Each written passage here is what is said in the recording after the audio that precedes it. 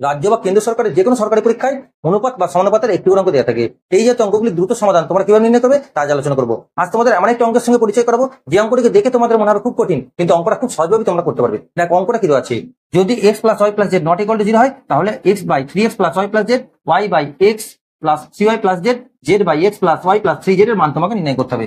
তোমরা নিশ্চয়ই একটা প্রক্রিয়ার নিশ্চয় নাম জানো, সেটাকে সংযোজন প্রক্রিয়া। সেটা কিরকম না, লবের সঙ্গে লবগুলো যোগ করতে হবে এবং হরের সঙ্গে হরগুলো যোগ করতে হবে। দেখো লবের সঙ্গে লবগুলো যোগ করলে কত পাবে, দেখো X plus Y plus Z by হরটা দেখো 3x আর x যোগ করলে 4x, আর এই যোগ করলে কত হচ্ছে 5x এলো, প্লাস ওয়াই 3y আর y যোগ করলে কত আসছে 5y আসছে। ঠিক অনুরূপভাবে জেড জেড আর 3z যোগ করলে কত আসছে না 5z আসছে।